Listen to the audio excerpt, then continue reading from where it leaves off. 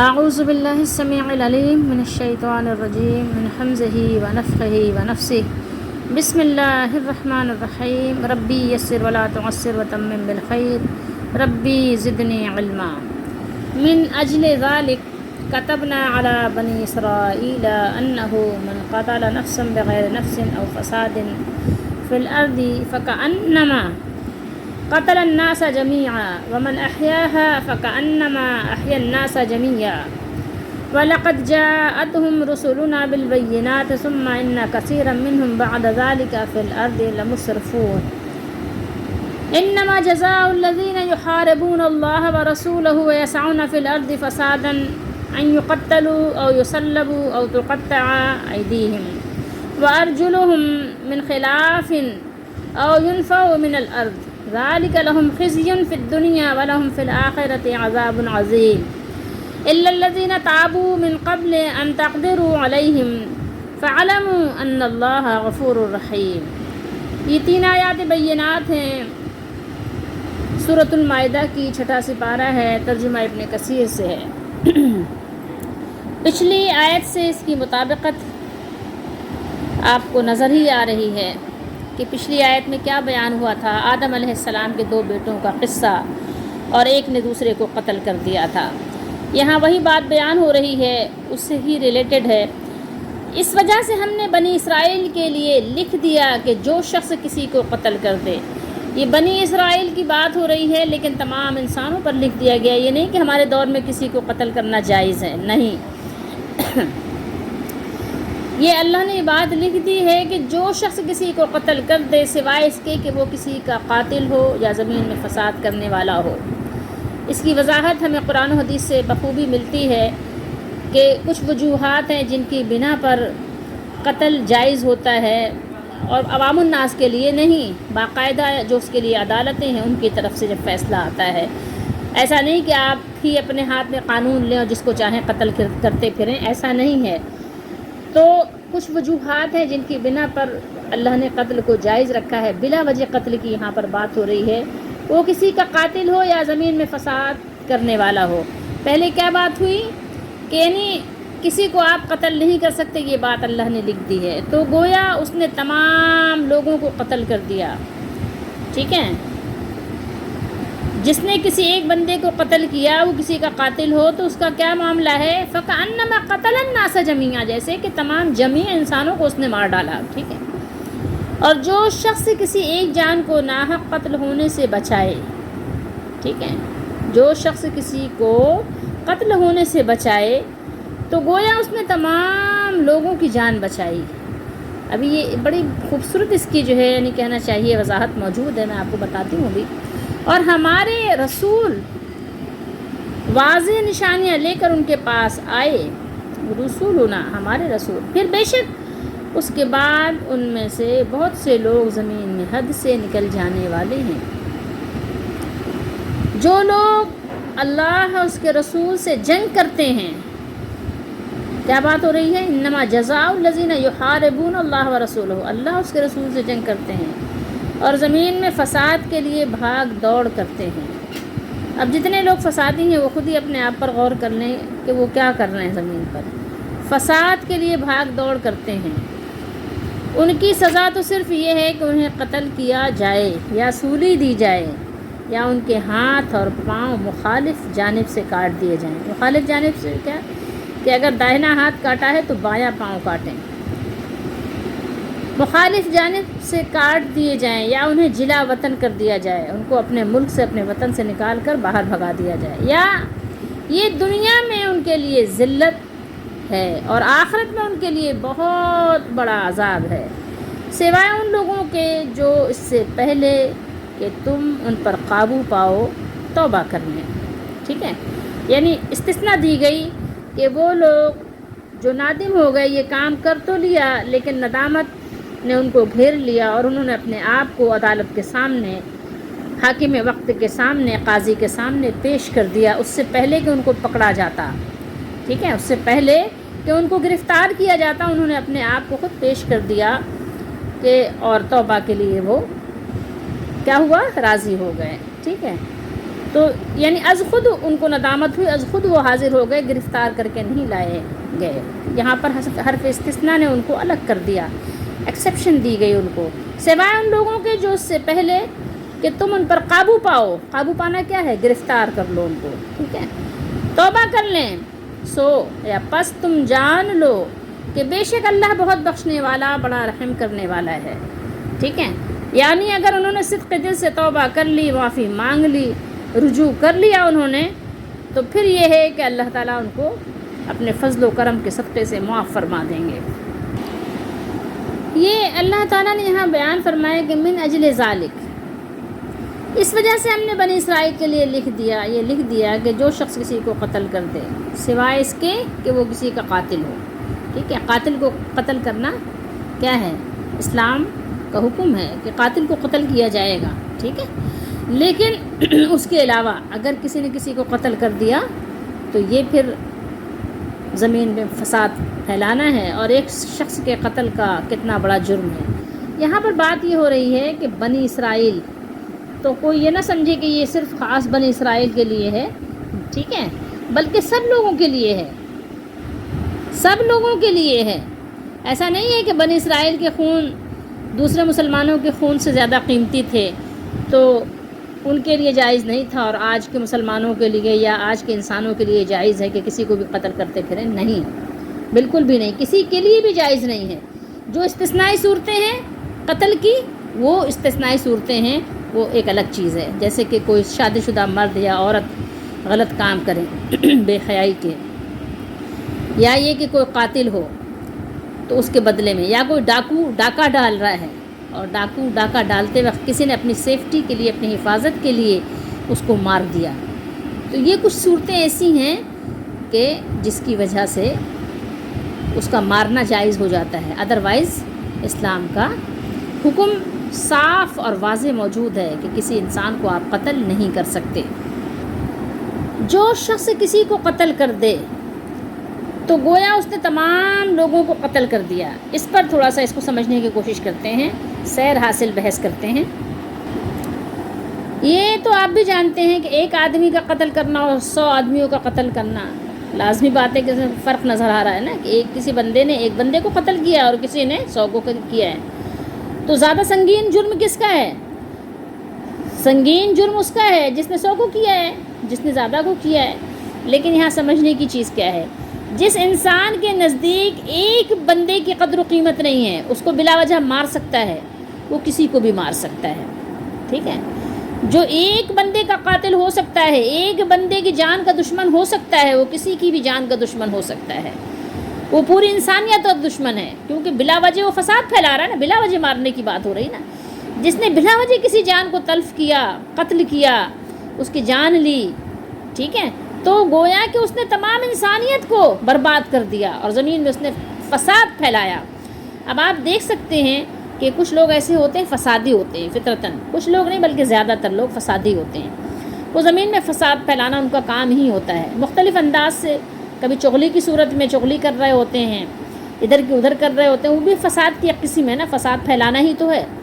تو اب آپ نے دیکھنا یہ ہے کہ جب ایک شخص کسی کو قتل کر دے تو معاملہ یہ ہے کہ وہ پھر کسی کو بھی قتل کر دیتا ہے۔ ایسے میں آپ جان سکتے ہیں، دیکھ سکتے ہیں کہ جو لوگ فسادی ہوتے ہیں پہلے وہ باہر فساد کرتے ہیں، پہلے کیا کرتے ہیں؟ وہ شروع میں باہر فساد کرتے ہیں، پھر ان کا فساد باہر تک ہی نہیں ٹھہرا رہتا، پھر وہ خاندان میں آ جاتے ہیں، پھر وہ گھروں میں فساد کرتے ہیں، ٹھیک ہے۔ تو آپ نے بارہا دیکھا ہوگا ایسا کہ کسی بیوی نے شوہر کو قتل کر دیا، کسی شوہر نے بیوی کو قتل کر دیا، ایسے الزامات، ایسے جرائم آپ کو اخبار میں اور دیگر جو آپ کے ریسورسز ہیں ان کے ذریعے سے آپ کو یہ خبریں پہنچتی رہتی ہیں۔ کسی نے بھائی کو قتل کر دیا، کسی نے بہن کو کر دیا، کسی بہن نے بھائی کو کر دیا، کسی بھائی نے بھائی کو کر دیا۔ ایون یہ کہ آپ دیکھیں گے تاریخ بھری پڑی ہے کہ باپ نے بیٹوں کو اور بیٹوں نے باپ کو قتل کر دیا، ٹھیک ہے۔ اور انسانیت کے قتل کی تو آپ بات ہی نہ کریں، بچیوں کو لے جاتے ہیں اغوا کر کے، بچوں کو، لڑکوں کو لے جاتے ہیں اغوا کر کے قتل کر دیتے ہیں۔ اسی طریقے سے آپ شروع اوپر سے چلتے ہیں، جب اسلام آیا، حضرت عثمان غنی رضی اللہ تعالیٰ عنہ کو مظلومیت کے ساتھ اور معصومیت کے ساتھ شہید کر دیا گیا۔ حضرت علی کو، حضرت عمر فاروق اعظم رضی اللہ تعالیٰ عنہ کو، حضرت امام حسین رضی اللہ تعالیٰ عنہ کو، امام حسین رضی اللہ عنہ کے فیملی والوں کو، امام حسن رضی اللہ تعالیٰ عنہ کو، اور پتہ نہیں کتنے لوگ، میں آپ کو کیا گناؤں، آج کے دور میں آپ دیکھ لیں کہ کتنے قتل ہو رہے ہیں، کتنے۔ آپ صلی اللہ علیہ وسلم نے فرمایا حرج بڑھ جائے گا۔ صحابہ نے پوچھا حرج کیا ہے؟ فرمایا کہ یعنی قتل، بلکہ یہ بھی ہے کہ ایک دور ایسا آئے گا کہ قاتل کو معلوم نہیں ہوگا اور مقتول کو معلوم نہیں ہوگا، کہ قاتل کو یہ نہیں پتہ کہ میں کیوں قتل کر رہا ہوں، مقتول کو نہیں معلوم میں کیوں قتل کیا جا رہا ہوں۔ تو آج ہمارے زمانے میں تو وہ دور موجود ہے، بلا وجہ یعنی گن پوائنٹ پہ لوٹتے بھی ہیں، تھوڑی سی مزاحمت ہو تو مار کے بھی چلے جاتے ہیں۔ تو ظاہر ہے ایک انسان جب ایک انسان کو مار لیتا ہے، اس کا دل اتنا سخت ہو جاتا ہے کہ وہ کسی کو بھی مارنے میں پھر آر محسوس نہیں کرتا، ٹھیک ہے، جھجک محسوس نہیں کرتا، بلکہ مار دیتا ہے یوں ہی، پشیمان بھی نہیں ہوتا، شرمندہ بھی نہیں ہوتا۔ ایسے بے شمار آپ کو واقعات ملیں گے۔ تو یہ لوگ کیا کرتے ہیں؟ زمین میں فساد پھیلاتے ہیں۔ تو جو شخص ایک شخص کی جان بچانے، ایک شخص اگر اس کے نزدیک قیمتی ہے، ایک شخص کی جان بچانے کے لیے اگر قتل ہو رہا ہے تو اس کو بچانے کے لیے، یا کسی قسم کی بھی ڈاکٹر ہیں، ڈاکٹر اس کے ساتھ زیادتی کر رہے ہیں کہ اس کا گردہ نکال لیا، ٹھیک ہے، بلکہ آپ دیکھیں گے ایسے لوگ ہیں، آپ کو بے شمار معاشرے میں ملیں گے، کیا کرتے ہیں؟ لے جاتے ہیں زبردستی اور کہیں پہ اس کا پیٹ چاک کیا، اس کے گردے نکالے، یا دل اندر کی دیگر اشیاء جو اس کو ضرورت ہے، جس کی یعنی پلانٹیشن ہو جاتی ہے وہ نکالے، اور جو بھی چیزیں ضرورت کی تھی نکالی اور اس کو مار کے پھینک دیا، کوئی پرواہ نہیں ہے۔ تو جو شخص ایک کے ساتھ یہ کر سکتا ہے وہ تو کسی کے ساتھ بھی کر سکتا ہے، یہ یاد رکھیے گا، کسی ایک کے ساتھ خاص نہیں ہوتا۔ تو ایک بندے کو بلا وجہ مارنا پوری انسانیت کو مارنے کی طرح ہے، اور پھر اس کے اندر انسانیت رہ بھی نہیں جاتی، وہ دوسرے کو بھی مار دیتا ہے۔ اگر وہ تائب نہ ہو، نادم نہ ہو، تو پھر اس کا گناہ، اس کا جرم بڑھتا ہی چلا جاتا ہے، ایک قتل کے بعد دوسرا قتل اس کے لیے مزید آسان ہو جاتا ہے۔ آپ ایسے سرپھروں کو اور ایسے احمقوں کو آپ بہت دیکھیں گے کہ مارتے ہی چلے جاتے ہیں، جتنی یعنی ان کے کہنا چاہیے کہ جو بندوقیں ہوتی ہیں، جو ان کے مشین گنیں ہوتی ہیں، جتنے بھی اس میں گولیاں ہوتی ہیں سبھی برسا دیتے ہیں، کہتے ہیں 36 گولیاں ماری، 25 گولیاں ماری، 15 گولیاں ماری، تو بھائی مطلب اس کے سینے میں دل نہیں تھا، پتھر تھا، وہ کسی کو کتنا بھی مار سکتا ہے، وہ آخری حد تک بھی جا سکتا ہے۔ آپ دیکھیں گے نا، آج زمانے میں آپ دیکھ لینا، زبردستی آتے ہیں، آپ ہی کا مال چھینتے ہیں، آپ ہی کی عزت لوٹتے ہیں، اور آپ ہی کو مار کے چلے جاتے ہیں، بیٹیاں چھین کے لے جاتے ہیں، چھپا کے، بہلا کے، پھسلا کے، بچیاں لے جاتے ہیں، عورتیں لے جاتے ہیں، اور پھر جو چاہتے ہیں بہیمانہ سلوک کرنے کے بعد کیا کرتے ہیں؟ مار بھی دیتے ہیں۔ تو ایسے لوگ کسی کے ساتھ بھی کچھ کر سکتے ہیں، یہ صرف اور صرف اپنے آپ کے ہوتے ہیں، کسی کے نہیں ہوتے، یہ معاشرے پر بوجھ ہوتے ہیں، یہ ایسے لوگ ہوتے ہیں جب مر جاتے ہیں تو زمین بھی سکون کا سانس لیتی ہے، زمین کے لوگ بھی کیا ہوتے ہیں؟ راحت پاتے ہیں۔ تو اللہ رب العالمین نے اسی لیے ارشاد فرمایا ہے کہ جس نے ایک آدمی کو قتل کیا اس نے گویا تمام انسانوں کو تیخ کر دیا، ایک تمام انسانوں کو ایک مارنے کی کیا کی؟ فساد کی ایک مزید بنیاد مضبوط کر دی اس نے، اور لوگوں کو حوصلہ دیا کہ آؤ میں بھی کر رہا ہوں، تم بھی کرو۔ اور یہ جرائم کب بڑھتے ہیں؟ کہ جب آپ کے جو احکام نافذ کرنے والے، یعنی کہنا چاہیے کہ جو حکمران ہیں، جو آپ کے سربراہ ہیں، جو آپ کے امراء ہیں، جب یہ عدل قائم نہیں کرتے تو پھر اسی طرح کے معاملات رونما ہوتے ہیں۔ تو اللہ کے نزدیک ایک بے قصور، ایک بے گناہ شخص کا خون کرنا، خون ناحق کرنا انسان کی بے حرمتی بھی ہے، انسان کی توہین بھی ہے، ٹھیک ہے، اور لوگوں کو حوصلہ فراہم کرنا ہے، قتل کی رسم کا از سر نو آغاز کرنا بھی ہے، دوسرے لوگوں کو بھی اس جرم کے ارتکاب کی جرأت دلانا بھی ہے، دعوت دینا بھی ہے۔ تو پچھلی کتابوں میں، پچھلے صحیفوں میں اللہ تعالیٰ نے یہ بات منع فرما دی تھی، انہیں قتل ناحق سے باز رکھنے کے لیے احکام قطعیہ نازل فرمائے تھے، ان کو یہ احکام یاد دلانے کے لیے ایسے رسولوں کی آمد کا سلسلہ جاری رہا جن کے معجزات دیکھ کر ان کی صداقت کا ان لوگوں کو یقین تھا، اعتراف تھا، لیکن ان کی مسخ شدہ فطرت اور بگڑے ہوئے مزاج کی اصلاح پھر بھی نہیں ہوئی۔ یہ برابر قتل کرتے ہی رہے، فساد کرتے رہے، فساد ہی کرتے رہے، فساد فی الارض ان کی عادت بنی رہی۔ اور یہیں پر ان کا معاملہ بس نہیں تھا، بلکہ نبیوں کو بھی شہید کرنے میں انہوں نے دریغ نہیں کیا۔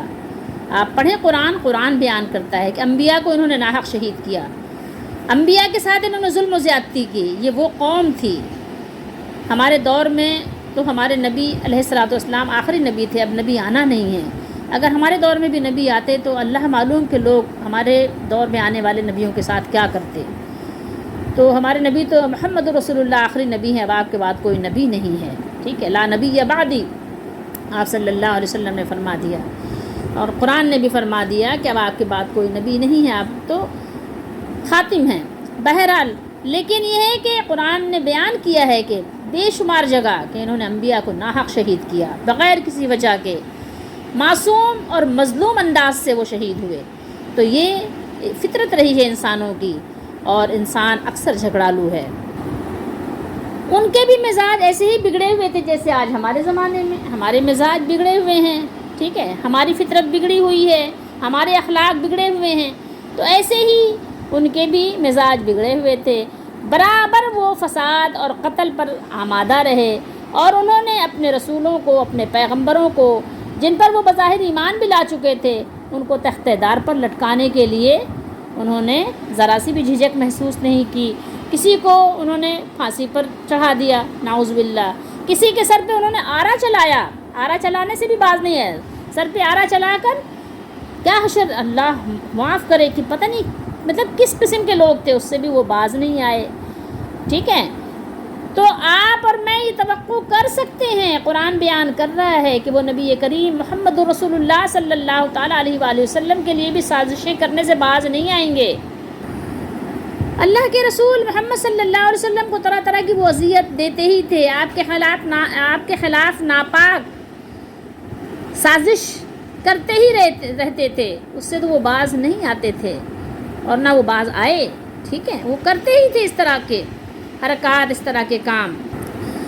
جیسے آج کے لوگوں کو بات سمجھ نہیں آ رہی ہے، ویسے ہی 1400 سال پہلے بھی بات سمجھ میں نہیں آتی تھی، اور ویسے ہی اس سے بھی پہلے 2000 سال پہلے بھی لوگوں کو بات سمجھ نہیں آتی تھی۔ انسانی فطرت تقریباً ایک جیسی ہی ہے، الا یہ کہ جس پر اللہ کا فضل ہو، استثناء ان کے لیے ہے جو ایمان لائیں اور اللہ سے ڈر جائیں، تقوی اختیار کریں، تقوی کی زندگی گزاریں۔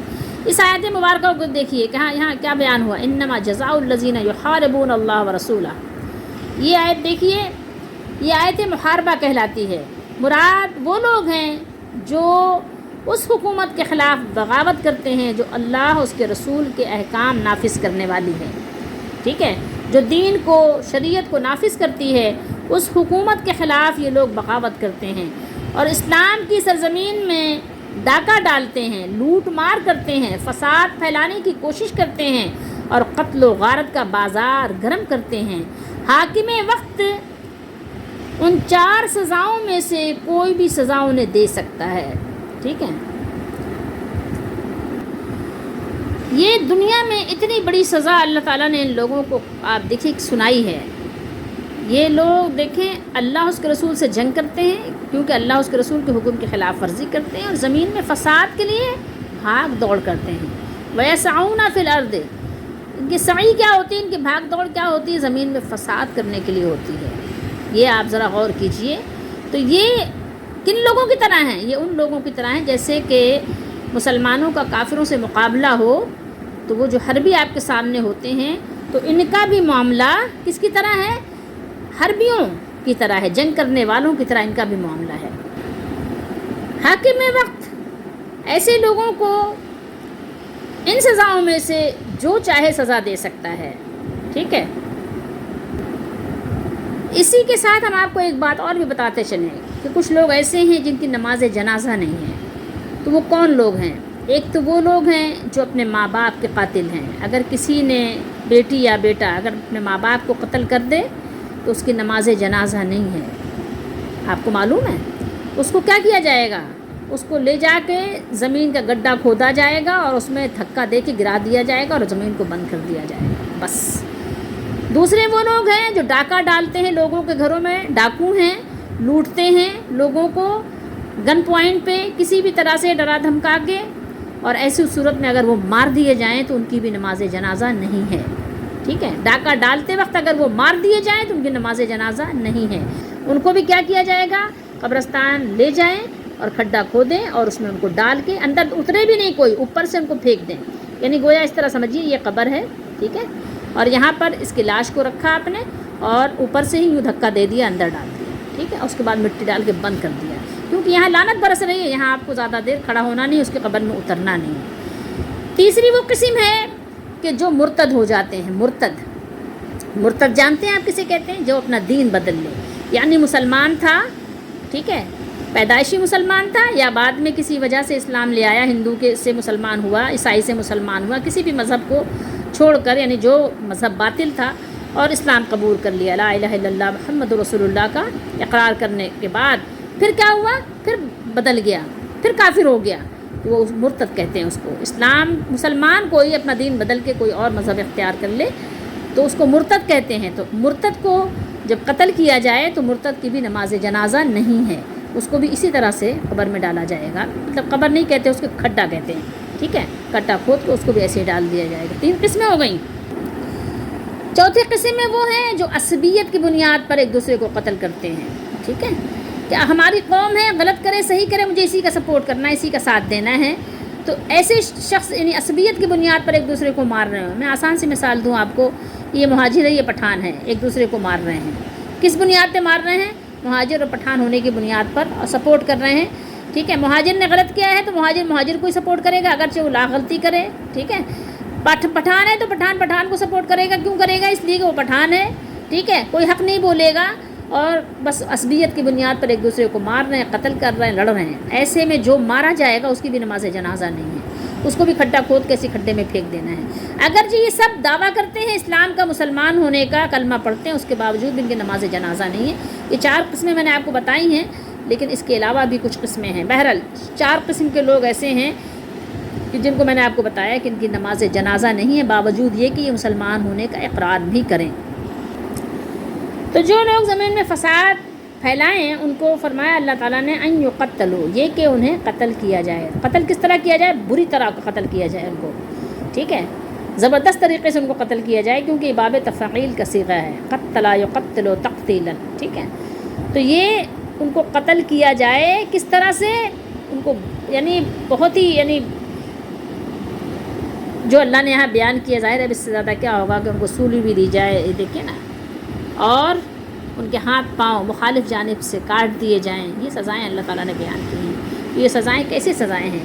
ایک طرف کا ہاتھ کاٹا جائے، ایک طرف کا پاؤں کاٹا جائے اور ان کو سولی پہ لٹکایا جائے. کتنی ذلت آمیز سزا ہے. تو اس لیے یہاں پر باب تفعیل کا صیغہ آیا ہے. 4 قسم کی سزائیں بیان ہوئی ہیں، یا تو ان کو بری طرح قتل کر دیا جائے، یا یہ کہ ان کو سولی دے دی جائے، ٹھیک ہے، یا یہ کہ ان کے ایک طرف کا ہاتھ دوسری طرف کا پاؤں کاٹ دیا جائے. 3 ہو گئی نا. اور یا ان کو کیا کیا جائے؟ جلا وطن کر دیا جائے. 4 سزائیں بیان ہوئی ہیں نا، 4 میں سے کوئی سی بھی سزا آپ ان کو دے دیں. جو اسلامی مملکت ہے، یا یوں کہیے کہ مملکت اسلامیہ کے گوشے گوشے میں، قریے قریے میں، بستی بستی میں امن قائم کرنے، راستوں کو محفوظ بنانے اور فتنہ و فساد کی جڑ کاٹنے کا حکم اللہ تعالیٰ نے خود اپنی کتاب میں بھی اور اپنے رسول صلی اللہ علیہ وسلم کے ذریعے سے بھی، حدیث شریف کے ذریعے سے بھی ہمیں دیا ہے. جو لوگ اس حکم کی خلاف ورزی کر کے قتل و غارت اور لوٹ مار کا بازار گرم کرتے ہیں، وہ گویا اللہ اس کے رسول کے خلاف علم بغاوت بلند کرتے ہیں. بغاوت کا علم بلند کیا جھنڈا لہرا رہے ہیں، ٹھیک ہے، نعوذ باللہ وہ اللہ سے لڑائی مول لے رہے ہیں. تو پھر کہاں سے وہ بچیں گے زمین میں؟ آپ کا کیا خیال ہے؟ تھوڑی سی جو مہلت ملی ہے وہ سمجھ رہے ہیں بچ گئے؟ نہیں، یہ ان کی بھول ہے، بچے نہیں ہیں. مہلت ہے، تھوڑی سی مہلت ہے. ان قریب بہت جلد ان کو معلوم ہو جائے گا. ہو سکتا ہے جوانی میں کوئی بیماری لگ جائے، ہو سکتا ہے بڑھاپے میں ان کا تیاں پانچا ہو جائے، پھر مرنے کے بعد تو ان کو معلوم ہو ہی جائے گا، زندگی میں معلوم ہو جائے گا. ایسے لوگوں کا انجام کوئی اچھا نہیں ہوتا. اس لیے قرآن کریم نے مملکت اسلامیہ کے کسی باشندے پر، چاہے وہ مسلمان ہو یا ذمی ہو، دست درازی کرنے کو اللہ اس کے رسول کے خلاف جنگ کرنے سے تعبیر کیا ہے. جس نے ایسا کیا گویا اس نے اللہ سے اور اللہ کے رسول سے جنگ کی. انما جزاء الذین یحاربون اللہ اب دیکھتے ہیں کہ یہ جو آیت محاربہ ہے، اب دیکھتے ہیں کہ ہمارے دور میں، ہمارے وقت میں وہ کون لوگ ہیں، ٹھیک ہے، جو محاربین کی فہرست میں آتے ہیں۔ تو ان کے بارے میں فقہا وغیرہ نے لکھا ہے کہ جن میں 3 شرطیں پائی جائیں وہ محارب ہیں، ٹھیک ہے۔ اور ہمارے دور میں ظاہر ہے اور سہولتیں زیادہ ہیں، اور بھی چیزیں آپ اسی سے اندازہ لگا سکتے ہیں کہ جو لوگ بھی اس زمرے میں آتے ہوں۔ نمبر 1 یہ کہ وہ بندوق، تلوار اور بھی آپ جو بھی کہنا چاہیے کہ نقصان پہنچانے والے آلات ہوں، چھری، چاقو، جو بھی بہرحال ہتھیاروں سے مسلح ہوں، ٹھیک ہے، لوگوں کو اس کے ذریعے سے وہ ہراساں کرتے ہوں۔ اس کے علاوہ آبادی کے اندر یا آبادی سے باہر، راستے میں، صحرا میں، اور جیسے بس اسٹاپ ہے، ٹرین کے اندر ہے، باہر ہے، اور بازاروں میں ہے، مال میں ہے، کہیں پہ بھی وہ رہزنی اور ڈاکہ کا ارتکاب کریں، ٹھیک ہے، چاہے شہر کے اندر ڈاکہ ڈالیں اور چاہے شہر سے باہر ڈاکہ ڈالیں، وہ سب بھی محارب کہلائیں گے اور انہی سزاؤں کے مستحق ہوں گے۔ نمبر 1 ہتھیاروں سے مسلح ہو، نمبر 2 وہ لوٹ مار بھی کرتے ہوں شہر کے اندر یا شہر کے باہر، یہ ہو گئی بات۔ نمبر 3 وہ چھپ کر نہیں بلکہ کھلم کھلا علی الاعلان، گن پوائنٹ پہ حملہ آور ہو کر لوٹ مار کریں، ٹھیک ہے۔ تو ایسے لوگوں کے لیے قرآن نے یہ سزائیں مقرر کی ہیں۔ اور آپ ہوں یا میں، کون نہیں جانتا کہ ملک کی ترقی اور خوشحالی کا تمام تر دار و مدار انحصار اس پر ہے کہ وہاں امن و امان ہو، راستے محفوظ ہوں، تجارتی قافلوں اور سامان کے لٹ جانے کا خطرہ نہ ہو، لوگ طلب معاش کے لیے، ذریعہ معاش کے لیے اور اپنی دوسری ضروریات کے لیے بے دھڑک جہاں چاہیں جا سکیں، اور جو فسادی عنصر ملک کے امن کو برباد کر رہا ہو، عام شاہراہوں پر، بسوں پر، موٹروں کو لوٹنا، ریل گاڑی کی پٹری اکھیڑ دینا، بجلی کے یا ٹیلی گراف یا دیگر جو آپ کے یہ نیٹ ورک ہیں یا مواصلاتی نظام، ان کو درہم برہم کر دینا، ٹھیک ہے، ان کے تاروں کو کاٹ دینا یا معطل کر دینا، راہ چلتے نہتے مسافروں کو مار ڈالنا، جس نے اپنا مشغلہ بنا لیا وہ کسی رحم اور نرم دلی کا مستحق نہیں ہے۔ کسی کے نزدیک ہو تو ہو، اسلام کے نزدیک نہیں ہے، کیونکہ ایسے لوگوں سے رحم کرنے کا مطلب کیا ہے کہ آپ بے گناہ لوگوں پر ظلم کر رہے ہیں۔ اس کو جتنی عبرتناک سزا دی جائے اتنا ہی اس کے لیے فائدہ مند ہے اور دوسروں کے لیے بھی مفید ہے۔ ایسے ہی فتنہ پرور لوگوں کے لیے اسلام اور قرآن نے ایسی سزائیں مقرر کی ہیں۔ اگر کوئی چیز بچی ہوتا ہے تو وہ ہوا کرے، اس کی مرضی ہے، لیکن کسی سے آپ یہ نہ سمجھیں کہ قرآن کو چھوڑ کر کسی سے آپ نے تعریفی کلمات کہلانے ہیں، آفرین لینے کے لیے۔ اسلام ایسے افراد کو سوسائٹی میں اپنے برداشت نہیں کر سکتا اور ان کو ان کے ظلم و تشدد کی سزا دینے کا اپنے ماننے والوں کو حکم دیتا ہے۔ ممکن ہے کہ سفاکوں اور رہزنوں کے ساتھ نرمی کرنا ہی کسی کے نزدیک رحم ہو۔ بہت سے لوگ ایسے ہیں نا، کہتے ہیں کہ اسلام کی سزائیں ظالمانہ ہیں، لیکن ان کو ظلم نظر نہیں آتا۔ کوئی کسی کے بچی کو اٹھا لے جائے اور اس کے ساتھ غلط حرکتیں کر کے اس کو مار ڈالے تو یہ ان کو بے رحمی نظر نہیں آتی۔ کسی کے گھر میں جا کے لوٹ لیا، کسی کی چین کھینچ لی، کسی کی جان لے لی، ان کو یہ نظر نہیں آتا۔ ان کو یہ نظر آتا ہے کہ ہاتھ کیوں کاٹا جا رہا ہے، امن کیسے قائم ہوگا، پھر ایسے لوگ بڑھ جائیں گے نا۔ تو اسلام ایسے برداشت نہیں کر سکتا۔ اسلام ایسے لوگوں کے ساتھ نرمی کا قائل نہیں ہے، ٹھیک ہے، اور ان کے ظلم و تشدد جو وہ کر رہے ہیں اس کی سزا دینے کا اپنے ماننے والوں کو اسلام حکم دے رہا ہے، ٹھیک ہے۔ سفاکوں کو چھوڑنے کی ضرورت نہیں ہے، رہزنوں کے ساتھ نرمی کرنے کی کوئی ضرورت نہیں ہے۔ سمجھ رہے ہیں آپ؟ اگر کوئی نرمی کر رہا ہے تو ذرا اس کو بٹھا کے سمجھائیں کہ اگر آپ کو کوئی لوٹ کے لے جائے تو آپ کیا کرو گے، آپ کی بیوی کو کوئی گلا گھونٹ دے تو کیا کرو گے، آپ کی بیٹی کو کوئی اٹھا لے جائے تو کیا کرو گے، آپ کے بیٹے کو کوئی ظلم سے مار دے بلا خطا قصور تو آپ کیا کرو گے، ٹھیک ہے۔ اسلام کے نزدیک یہ ہے کہ ظالم کے ہاتھ سے ظلم کی تلوار کو چھین لو اور اس کے ظالم کے ہاتھ کو کاٹ کر پھینک دو۔ یہی اسلام کے نزدیک رحمت ہے، یہی لوگوں کے لیے امن اور سکون کا باعث ہے، ٹھیک ہے۔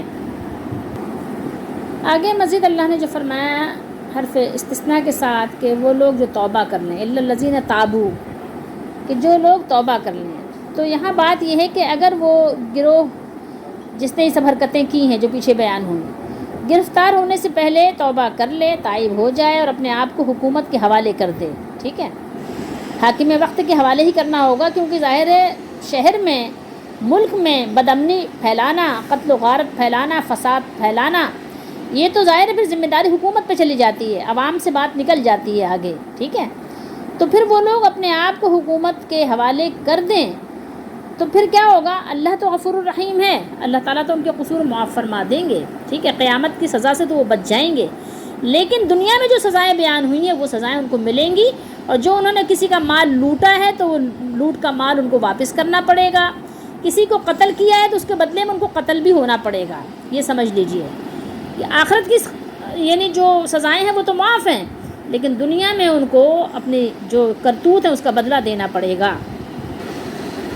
قتل کی صورت میں 2 سزائیں ہوتی ہیں، ایک ہوتی ہے آپ کی دیت اور ایک ہوتی ہے آپ کی قصاص.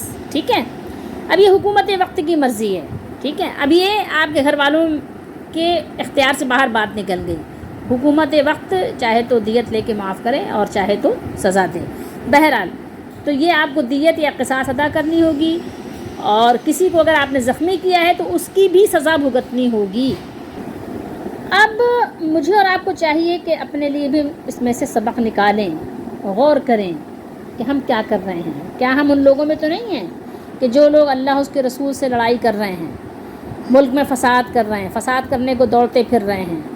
ٹھیک ہے، تو کیا ہم ان لوگوں میں تو نہیں ہیں؟ سوچئے کہ جن کو یہ سزا سنائی گئی ہے کہ ان کو قتل کر دیا جائے یا ان کو سولی چڑھا دی جائے یا ان کے ایک طرف کے ہاتھ دوسری طرف کے پاؤں کاٹ دیے جائیں یا ان کو ملک سے نکال دیا جائے. غور کیجئے کہ آپ ان لوگوں میں تو شامل نہیں ہیں جن کے لیے یہ آیت محاربہ نازل ہوئی ہے، آیت جنگ، کہ جو لوگ اللہ اس کے رسول کی مخالفت کرتے ہیں، اللہ رسول سے جنگ کرتے ہیں. ٹھیک ہے، تو اس لفظ کا اطلاق کس کس پر ہوتا ہے؟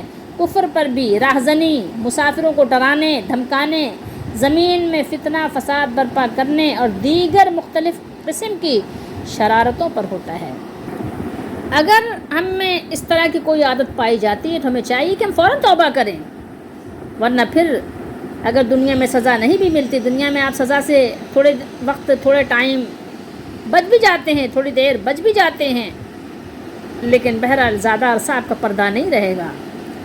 یاد رکھیے کہ ہو سکتا ہے کہ آپ بھی ایسے ہی مار دیے جائیں، آپ کی لاش بھی کہیں ایسی پڑی ہو چیل کوے کھا رہے ہوں، یا کسی نے بوری میں بھر کر کسی نالے میں کوئی ڈال دے. ٹھیک ہے، پیچھے آپ کے بچے بھی ایسے ہی رو رہے ہوں، بلک رہے ہوں، کہیں بھیک مانگ رہے ہوں. یاد رکھیے گا، بھولیے گا نہیں اس چیز کو. عورت ہو یا مرد، اس کو ان چیزوں کو سوچنا چاہیے، غور کرنا چاہیے. انسان کا احترام واجب ہے، ہر انسان کا. جیسے ایک امیر کی جان پیاری ہے نا، ایسے ہی ایک غریب، مزدور، معذور، مفلس، بیمار کی جان بھی پیاری ہے. جیسے ایک کسی حاکم کی جان کی حرمت ہے نا، ایسے ہی ایک محکوم کی جان کی بھی حرمت ہے. اس کا بھی آپ نے خیال رکھنا ہے. اگر آپ نے نہیں رکھا تو آپ پھر سوچ لیجئے، خود سوچ لیجئے کہ قرآن نے آپ کے لیے کیا بیان کیا ہے. ٹھیک ہے، اللہ تعالیٰ نے آدم علیہ السلام کے بیٹے، دونوں بیٹوں کا جو قصہ بیان کیا، ایک بیٹے نے جو اپنے بھائی کو ظلم اور دشمنی سے قتل کر دیا، اسی وجہ سے اللہ تعالیٰ نے بیان کیا کہ ہم نے بنی اسرائیل پر یہ حکم نازل کیا، اور قرآن میں بھی اللہ نے یہ حکم نازل کیا ہے. تو کیا آپ صرف بنی اسرائیل کے لیے چھوڑ دیں گے اس کو کہ یہ حکم بنی اسرائیل پہ نازل ہوا تھا؟ ٹھیک ہے، اللہ تعالیٰ نے یہ بات سب کو باور کرا دی، سب کو معلوم کرا دیا کہ ان کے لیے شریعت کا حکم کیا ہے. شریعت کا حکم یہ ہے کہ اگر کسی نے من قتل نفسا بغیر نفس او فساد فی الارض فکأنما قتل الناس جميعا، کہ جو شخص کسی کو ناحق قتل کرے گا سوائے اس کے کہ وہ کسی کا قاتل ہو یا زمین میں فساد کرنے والا ہو، تو گویا اس نے تمام لوگوں کو قتل کر دیا. تو آپ سوچئے کہیں آپ ان میں سے تو نہیں ہیں کہ آپ لوگوں کو قتل کرتے پھر رہے ہوں. اور جو شخص کسی ایک کی جان کو ناحق قتل ہونے سے بچا لے، ناحق قتل ہونے سے بچا لے، کہ ایک ڈاکٹر اگر بلا وجہ آپ کا آپریشن کر رہا ہے، ٹھیک ہے، بلا وجہ آپ کو چیڑ پھاڑ کر رہا ہے، دوسرا ڈاکٹر کہتا ہے نہیں میں ایسا نہیں ہونے دوں گا، یہ ناحق ہے، ٹھیک ہے، آپ بلا وجہ اس کو لوٹ رہے ہو مہذب طریقے سے، میں ایسا نہیں ہونے دے سکتا، تو پھر کیا ہے، اس نے جان بچائی ہے ایک شخص کی۔ تو انسان میں کوئی فرق تو ہے نہیں، جب آپ نے ایک انسان کی جان بچائی، ایک انسان پر رحم کیا، تو آپ دوسرے انسان پر بھی لازمی بات ہے رحم کریں گے، ٹھیک ہے۔ اگر آپ دو لوگوں پہ رحم کر رہے ہو تو لازمی بات ہے کہ سب کے لیے آپ کے دل میں نرمی ہے، رحمت ہے، آپ کسی انسان پر ظلم کرنا نہیں چاہتے، کسی کو ناحق قتل ہوتا دیکھنا نہیں چاہتے، تو پھر لازمی بات ہے کہ آپ کو یہ انعام و اکرام سے دنیا اور آخرت میں نوازا بھی جائے گا، ٹھیک ہے، کہ گویا کہ آپ ایسے ہیں کہ جیسے آپ تمام انسانیت کی قدر کرتے ہیں، تمام انسانیت کی آپ جو ہے کیا کرتے ہیں، عزت کرتے ہیں، احترام کرتے ہیں، آپ اس میں تمیز نہیں کرتے، امیر اور غریب کا فرق نہیں کرتے۔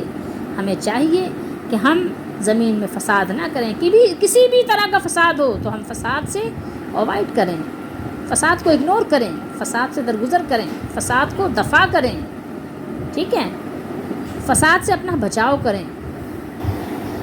لیکن اگر آپ کے اپنے جان پہ بن جائے، اپنی جان پہ پڑ جائے، تو اپنی جان کی دفاع کرنا بھی آپ پر فرض ہے، اپنی جان کا بچاؤ کرنا بھی آپ پر فرض ہے، کہ اگر کوئی گلے ہی پڑ گیا تو پھر ظاہر ہے جو بھی آپ سے بن پڑے آپ کریں، اور نہیں بن پڑے تو ظاہر ہے پھر آپ مظلوم ہیں، پھر اللہ تعالیٰ اس قتل یا اس فساد کی وجہ سے آپ کے گناہوں کو معاف فرمائیں گے، اور آپ کو اللہ تعالیٰ آخرت میں اجر عظیم سے نوازیں گے۔ اسی حوالے سے ایک مجھے بات یاد آ رہی ہے کہ حضرت ابو ہریرہ رضی اللہ تعالیٰ عنہ سے ایک حدیث بیان کی جاتی ہے، حدیث یعنی رسول اللہ صلی اللہ علیہ وسلم سے نہیں، حضرت ابو ہریرہ رضی اللہ تعالیٰ عنہ سے، کہ آپ فرماتے ہیں کہ حضرت عثمان غنی رضی اللہ تعالیٰ عنہ کے زمانے میں جب یعنی فتنہ پرور لوگوں نے فتنہ پروری کی، حضرت عثمان رضی اللہ تعالیٰ عنہ کی خدمت میں حضرت ابو ہریرہ رضی اللہ تعالیٰ عنہ اس دن حاضر ہوئے گئے۔ جب آپ کو اپنے گھر میں یعنی بند کر دیا گیا تھا، کیا کیا تھا، آپ اپنے گھر میں ہی آپ کو جو ہے آپ کہیں ایک طرح سے قید کر دیا گیا تھا، محصور کر دیا گیا تھا، تو حضرت ابو ہریرہ رضی اللہ تعالیٰ عنہ فرماتے ہیں کہ میں نے عرض کی امیر المومنین، میں آپ کی مدد کے لیے حاضر ہوا ہوں، میں آپ کی مدد کے لیے حاضر ہوا ہوں۔ تو حضرت عثمان غنی رضی اللہ تعالیٰ عنہ نے جواباً فرمایا، ابو ہریرہ کیا آپ کو یہ بات پسند ہے کہ تمام لوگوں کو پھر ان کے ساتھ مجھے بھی قتل کر دے؟ میں نے عرض کی جی نہیں۔ تو پھر فرمایا اب عثمان غنی رضی اللہ تعالیٰ عنہ نے، اگر آپ نے ایک آدمی کو بھی قتل کیا تو گویا تمام انسانوں کو قتل کر دیا، لہٰذا آپ چلے جائیے، میں آپ کو اجازت دیتا ہوں، اللہ تعالیٰ آپ کو اجر عظیم، اجر و ثواب عطا فرمائیں گے، اور آپ کو کوئی گناہ نہیں ہوگا، یعنی آپ اس فساد کا حصہ نہ بنیں، باقی جو کر رہے ہیں بغاوت ان کو کرنے دیجئے، وہ اپنے جرم کی سزا خود پائیں گے۔ تو حضرت ابو ہریرہ رضی اللہ تعالیٰ عنہ بیان کرتے ہیں کہ میں آپ کی یہ بات سن کر واپس چلا گیا اور میں نے کسی سے کوئی لڑائی نہیں کی۔ آپ اندازہ کر سکتے ہیں صحابہ کرام کا، خلفائے راشدین کا، عثمان غنی رضی اللہ تعالیٰ عنہ کا کہ کس قدر تحمل تھا کہ معصومیت کے ساتھ، مظلومیت کے ساتھ شہید ہونا گوارا کر لیا، لیکن فساد برپا کرنا، فساد کا حصہ بننا گوارا نہیں کیا، زمین پر فساد نہیں پھیلایا۔ تو اس لیے زمین پر فساد پھیلانا بہت یعنی کہنا چاہیے سخت، بہت بڑا جرم بھی ہے اور بہت زیادہ ناپسندیدہ بھی ہے۔ یہ بہت سخت بات ہے کہ زمین پہ فساد پھیلایا جائے۔ اللہ تعالیٰ سب سے زیادہ فساد کو ناپسند کرتے ہیں۔ آپ قرآن پڑھیں، آپ کو پتہ چلے گا کہ اللہ تعالیٰ فساد فی الارض بہت ناپسند کرتے ہیں۔ تو اس لیے مجھے اور آپ کو چاہیے کہ فساد نہ کریں۔ اور انبیاء علیہ الصلوۃ والسلام کو آپ دیکھیے، ان کی زندگی کو دیکھیے، ان کی زندگی میں فساد سے اتنا زیادہ اپنا بچاؤ کرنا ہے، فساد سے اتنی دور رہنا ہے، اور فساد کی کسی بات میں حصہ نہیں لینا ہے۔ آپ کو بار بار یہ چیز مشاہدے میں آئے گی اگر آپ قرآن پڑھ کے اور ان کی سیرت اور ان کی سنت پڑھ کر دیکھیں تو آپ کو اندازہ ہوگا۔ تو اس لیے مجھے اور آپ کو بھی چاہیے کہ فساد سے بہت دور رہیں۔ جہاں بھی فساد کی بات ہو آپ اپنا دروازہ بند کر لیں، آپ اپنی زبان بند کر لیں، آپ اپنے کان بند کر لیں، آپ فساد کی جگہ سے اٹھ جائیں. اللہ تعالیٰ ہم سب کو ہر طرح کے فساد سے بچائے. اور سب سے بڑا فساد کیا ہے زمین پر، یہ بھی جان لیجئے قرآن کی روشنی میں. شرک جو ہے سب سے بڑا فساد ہے. آپ کو معلوم ہے